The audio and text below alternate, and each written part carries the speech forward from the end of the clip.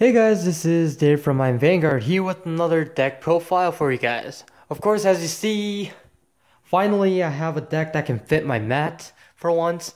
It's the duos deck from Bermuda Triangles. It was actually my first time trying a Bermuda Triangles deck. And of course I did need a little advice from different channels and different people. And this is the deck build I have so far. And I will explain through each card, and I will explain what kind of text I will change in the future or what kind of text I want to change out throughout the video. Alright, going with the starter, I am running one of the starter, Duo Lover Singer Darling.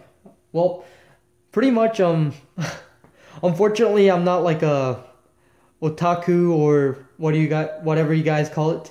But I did like the deck because of this consistency, so I am gonna laugh every time I read the names of the cards. But of course I do run one Darling. Her effect is pretty good. You put it in the for this deck I think it's pretty good. You put it in the soul. You target the cards with the same name on the field, and you return all of them to your hand. So basically, with her, I usually combo with the Peace.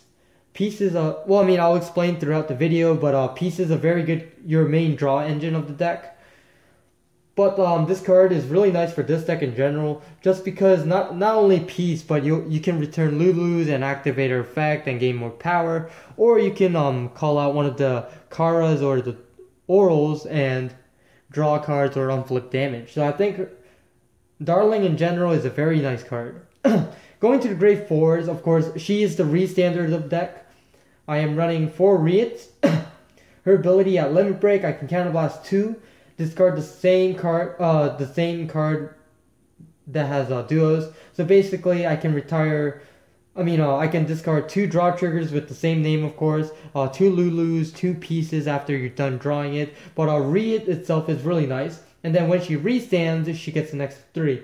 And she has the ability, if she Soul Blasts while attacking, she can return a card to the hand. So her ability, like the 2 abilities itself, is very good for Bermuda's itself. And with her just restanding, attacking multiple times, I think it's really devastating. And then I think Reit won't be really good without duo sister Meer. Meer is the break right of the deck, where this is actually the part I misplayed a lot. I had a counterblast for her ability. You counterblast and you get to return all cards in your hand and get to put 2. Of course, gives a plus 10. So with Reit, you can attack about like 6 times. 6? Yeah, about 6 to 5 times in one turn, which honestly you would make full columns instead of separate columns depending on the situation, but I like to put full columns with Meer's effect. And of course this combo itself is Counterblast 4, so later on I'll probably run more cards in the deck. But Meer is a very nice card with Reit, and Meer itself, if I even just Break Ride with her ability, Break Ride over Break Ride, I think it's a really good card in general because you get to reset the field as you like. Going to the grade 2 lineups, I am running 4 Roans. Roan is a card where you counterblast 1. If this hits the Vanguard, you can target a Bermuda Triangle card, which is a duo, and put it. Well, does it have to be a duo? No, just a Bermuda Triangle, and you can search for the same card that was returned. So let's say you return Peace, you can search another Piece, and if you can search for another Piece and then try to combo it off. I think Roan is a very good card. Not just because it can search pieces. Okay, that was kind of bad. Pieces, but you can search up for extra attacker. I usually search at the draw triggers just because it's an extra block or an extra booster, or search at Lulus or anything in the deck that's 2 or lower, or whatever Roan searches out. I think Roan is a very good card and very key card in the deck. Of course, it does cost a counterblast, but in this deck, counterblasts don't really matter that much. Of course, I am running 4 of the 12k attackers because this is the only way that you'll make the big columns of 21 column with Lulus. So I think 12k columns are 12k attackers are very nice in the deck. I am running 4 Rika. Rika is a card where it's returned from the hand, you soul charge 1 and unflip it damage. So this is actually one of your unflippers, so very important to run 3 at least. So, but it's only an AK attacker, so people are thinking, oh, it's not that good. But honestly, in my opinion, if it can unflip damage, it's an AK and it's consistent, I think it's fine. Going to the grade 1 lineups, of course, I did explain I am running the 4 pieces. Piece is a really interesting card in my opinion. Counterblast 1, if this is returned to the hand, you can draw a card. And if you have 3 of the pieces, you can unflip 1 damage for each piece. So basically, if you return 1 of them, you can unflip 1 damage. If you return 2, and if you have 3, you can unflip the 2. And then if you have 3 on the field and you bring back 3, you can draw 3 and unflip all 3. So Peace is a very situational card in my opinion, but it's a very nice card. Honestly, I'm thinking of switching her with Cheryl, because Cheryl, you get the soul charge and draw a card, but I mean, I guess Peace gets to unflip damage if you have the same copy, but later on I'll probably increase the number of Kara and try to reduce the number of Peace and try to increase the number of unflippers and maybe just 1 drawer so I can draw a card. Because they're both 6Ks and then they require Counterblast anyways. And usually in my situation, I play the deck.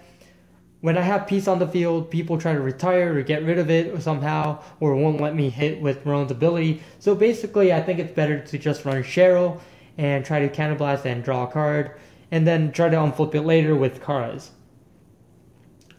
And then of course I do run the 4 perfect cards with the same name, same color. I don't really care about the color theme or anything. I don't know, you guys are probably mad at me because I don't care about the pictures at all. It's the abilities, but the perfect cards I do run 4, very important. And then of course I run 4 Dual Beast Ear Lulus because Lulus are really good. Of course, she's a rabbit. I'm a rabbit myself. But anyways, I do run 4 Lulus. Lulu's ability, if it's placed on the rear, if you have you can target up to 4 Lulu cards on the field and give them +2. So you can go play a Lulu, give it power. You can play another Lulu, give another one, the one that got a power boost, and give itself a power, and then you can play 3.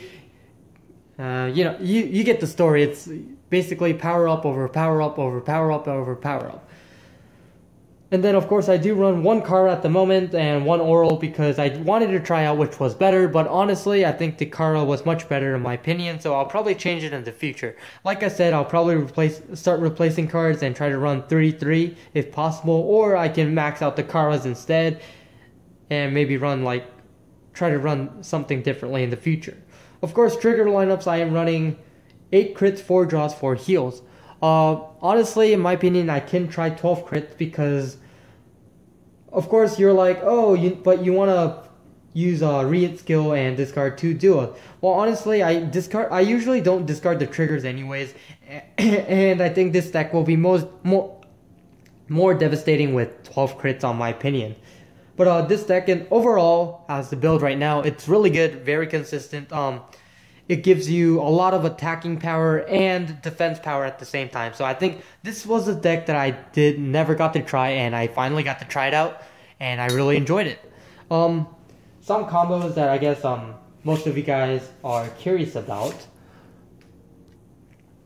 Alright, let's say you're at a grade 2. Usually you'll put a piece down at the bottom, or if you have a rear guard, you'll put it there just to get an 18 column attack, and then you'll attack, you'll counterblast, bring back a piece.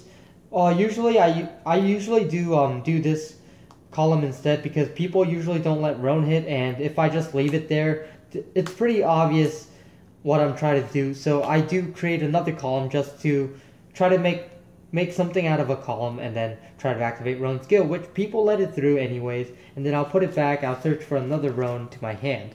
And later on, if you just need to try to get through 2 more, which if you get another one, then you're pretty much set. Of course, you guys should know better. Okay, so let's say it's my turn. You break right into her. You'll call out 3, activate her skill, put in the soul, bring back, draw 3 cards, and then you'll basically do the same thing. You'll unflip damage depending if you use the extra counterblast, and then you'll call. Or not even piece, you can just call out Lulus at this point. It's like a 21 column and a 23 column. It's like you attack, attack, attack, rear skill, put back everything, put 2 columns. It's another 21 column. You'll restand it after discarding 2 cards. Attack again, that's required 4 Candle Blast. That's why you'll keep these in your hand, or you'll try to run more, and then just Soul Blast on flip, and then play another column, so on and so forth. Just attacking. Of course, depending on the opponent, if they decide they're at the 5th damage, and if they keep guarding, you'll keep call out 12k columns, attack, put triggers, and then you'll try to get more attacks out of it. So I mean, I think that's pretty much how the deck works in general. The main thing why I like about this deck is the multiple attacks. I never got to try with Nova Grapplers. I get to try with pretty cards, I guess Miku or whatever they call it, something similar. But it's a very nice deck in general. I hope you guys do like the deck. Make sure you guys comment, rate, subscribe down below. And like always, guys, all I can say is, imagine the victory. I am Vanguard. Lollies!